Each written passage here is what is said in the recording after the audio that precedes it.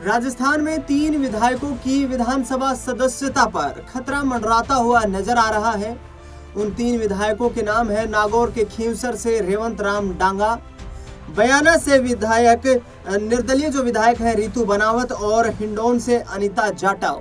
इन तीनों विधायकों पर आरोप है कि इन्होंने जो एमएलए फंड होता है उससे काम करवाने के बदले कमीशन की डिमांड की। यह पूरा स्टिंग ऑपरेशन कथित तौर पर दैनिक भास्कर के द्वारा किया गया, जिसमें इन तीनों विधायकों की सदस्यता पर आने वाले वक्त में तलवार लटकती हुई नजर आ सकती है। पूरा मामला विधानसभा की सदाचार समिति तक पहुंच गया है। विधानसभा अध्यक्ष वासुदेव देवनानी इस पूरे मामले को लेकर राजस्थान में जांच कर रहे हैं और आगे आने वाले वक्त में क्या इन विधायकों को लेकर किसी तरीके का संकट छाने वाला है, इस पूरे मुद्दे पर चर्चा करेंगे। साथ ही बातचीत ये भी रहेगी कि खींवसर विधानसभा सीट पर, हिंडौन और बयाना विधानसभा सीट पर क्या निकट भविष्य में यदि इन आरोपित विधायकों की सदस्यता पर कोई गाज गिरती है तो फिर उपचुनाव होता हुआ नजर आएगा। और तमाम सवाल रहेंगे इस मुद्दे से जुड़े हुए और उन सवालों का जवाब देने के लिए मेरे साथ मेरे सहयोगी दीपक जुड़ चुके हैं। दीपक, इस खास कार्यक्रम में स्वागत है। और ये पूरा मामला कैसे देखते हैं, क्योंकि बहुत से सेक्शन हैं, बहुत सी कानूनी प्रक्रिया है जिसके तहत ये जांच होगी और विधानसभा अध्यक्ष क्या कोई सख्त एक्शन लेते हुए इस आरोप के आधार पर नजर आएंगे? देखिए, सबसे पहले तो देखना ये जरूरी है कि आरोप कितने गंभीर हैं।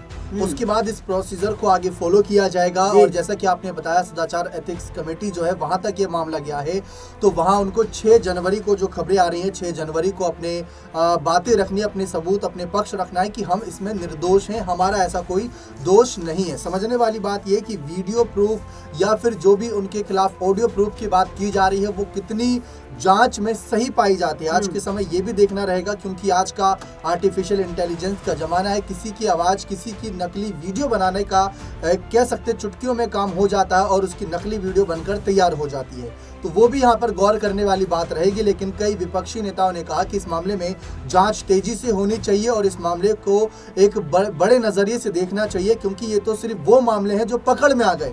आंतरिक रूप से क्या होता होगा ये भी समझने वाली बात है। फिलहाल अभी हम ये नहीं कहेंगे कौन दोषी है या कौन निर्दोष, लेकिन आपने कहा सदस्यता जा सकती है, तो सदस्यता जाने के पहलू भी मैं आपको समझा देता हूँ एक आसान भाषा में।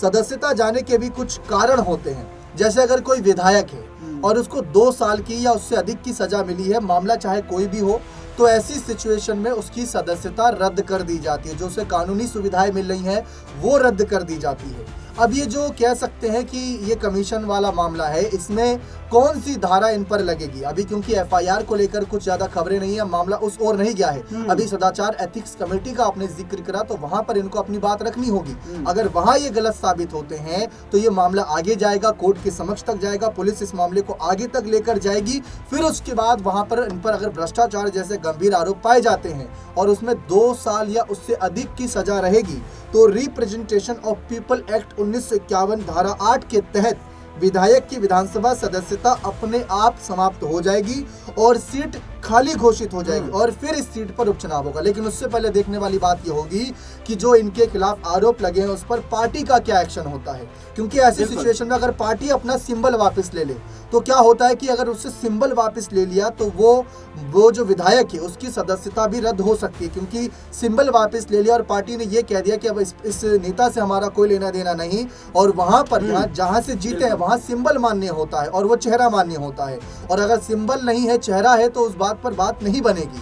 ऐसी सिचुएशन में पार्टी के द्वारा भी क्या एक्शन लिए जाएंगे ये भी बहुत इंपॉर्टेंट रहेगा। बिल्कुल, यहाँ पर ये देखना बेहद दिलचस्प रहेगा कि ये कमेटी की रिपोर्ट किस तरीके से सामने आती है। लेकिन सबसे हॉट सीट मानी जाती है यदि राजस्थान की बात करें तो उसमें खींवसर विधानसभा सीट, क्योंकि वहां से हनुमान बेनीवाल पारिवारिक विरासत को, राजनीतिक विरासत को आगे लेकर बढ़ते हुए नजर आ रहे हैं जी। लेकिन हनुमान बेनीवाल की इस खींवसर विधानसभा सीट, इस नागौर के गढ़ में गौरी नागौरी ने बिगुल फूंक दिया है। गौरी नागौरी मशहूर राजस्थान की डांसर है और उन्होंने सीधे तौर पर कहा है कि ये जो सियासी हलचल है, इस बीच यदि भारतीय जनता पार्टी उन्हें टिकट देती है तो वो खींवसर में यदि आने वाले भविष्य में उपचुनाव हुआ तो इसके लिए ताल ठोकती हुई नजर आ सकती हैं। हनुमान बेनीवाल के लिए ये खींवसर आगामी वक्त में कितना चैलेंजिंग बनता हुआ नजर आएगा। जी देखिए, अभी हाल ही में आपने देखा होगा एक उपचुनाव हुआ था, अंता सीट पर उपचुनाव, और बीजेपी ने वहां पर कैंडिडेट सिलेक्शन के लिए क्या कुछ चूक करी थी आपने देखा, हमने देखा। नरेश मीणा और कांग्रेस के प्रमोद जैन भाया की जो एक बढ़त नजर आ रही थी, बहुत अच्छी टक्कर थी यहाँ पर तीनों ही कैंडिडेट्स के बीच, लेकिन कांग्रेस के कैंडिडेट जीत गए थे। तो बीजेपी को अगर इन फ्यूचर ऐसी कोई स्थिति बनती है तो सोच समझकर कैंडिडेट उतारना पड़ेगा। ऐसा कैंडिडेट नहीं जो बिल्कुल ही अनजाना चेहरा हो, जाना पहचाना चेहरा लाना पड़ सकता है। हो सकता है गोरी नागोरी जाना पहचाना चेहरा है, असरदार साबित हो, क्योंकि हम देखते हैं कई जो कलाकार होते हैं उनको बीजेपी मौका देते हैं। एग्जाम्पल के तौर पर मनोज तिवारी, रवि किशन, दिनेश लाल यादव, निरहुआ की बात कर ले, पवन सिंह ने बिहार में इनके लिए वोट की अपील करी, ऐसे कई और चेहरे राजस्थान में भी नजर आते हैं, तो उनकी तरफ जा सकते हैं।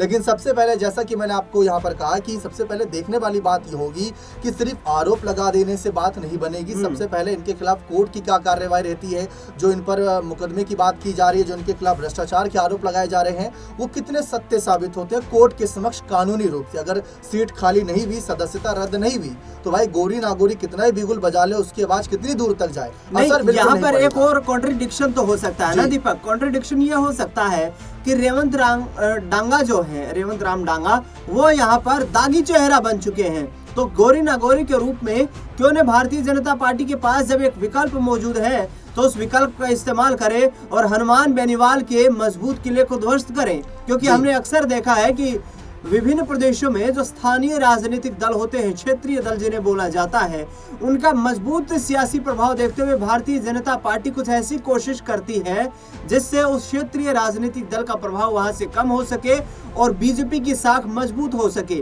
तो क्या इसी रणनीति पर आगे का चिंतन मंथन किया जाएगा? देखिए, भारतीय जनता पार्टी इसमें फूंक फूंक कर कदम रखेगी, क्योंकि वो मौका नहीं देना चाहेगी विपक्ष को। आपका कहने का तात्पर्य यही लग रहा है कि अगर जो वहाँ के विधायक हैं हालिया, उनकी अगर सदस्यता है, यानी अपना सिंबल वापस ले लेते हैं, उनको पार्टी से निष्कासित कर देते हैं भ्रष्टाचार के आरोप लगने के बाद, जो कि अभी सत्य है या असत्य उसका फैसला कोर्ट करेगा, तो ऐसी सिचुएशन में गोरी नागोरी की तरफ जा सकते हैं, क्योंकि वो दागी चेहरा बन चुके हैं जो अभी के एमएलए हैं। तो ऐसी सिचुएशन में बीजेपी खुद कहने से ये बचेगी कि हमारे जो विधायक हैं वो दागी हैं, वो भ्रष्टाचारी हैं, वो ऐसा काम करते हैं, वो विपक्ष को बैठे बैठाए मौका नहीं देना चाहेंगे। वो कोर्ट के फैसले का इंतजार करेंगे। अगर आप अंतः उपचुनाव के हालात पर भी देखिए, जो वहां के विधायक की सदस्यता गई थी, तो बीजेपी ने तब तक कोई ऐसा एक्शन नहीं लिया था जब तक कोर्ट का फैसला नहीं आ गया था। तो यहाँ पर भी बीजेपी कह सकते दूध का जला छाछ भी फूक फूक कर पिएगा। बिल्कुल, भारतीय जनता पार्टी इस पूरे मुद्दे को लेकर काफी गंभीरता के साथ विचार कर सकती है। हनुमान बेनीवाल लगातार ये दावा कर रहे हैं कि नागौर उनका गढ़ है और वो मजबूती के साथ इस किले को मजबूत करके और लोगों की सेवा करने के लिए तत्पर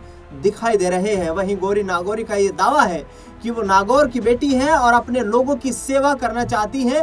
राजनीतिक ताकत जब उन्हें मिलेगी तो नागौर और विकास की प्रगति पकड़ता हुआ नजर आएगा। देखना दिलचस्प होगा कि राजस्थान में संभावित जो उपचुनाव नजर आ रहे हैं, इसमें यदि उपचुनाव की नौबत आई तो फिर क्या वाकई गोरी नागौरी बनाम बेनीवाल परिवार देखने को मिलेगा। इस खास रिपोर्ट में फिलहाल इतना ही।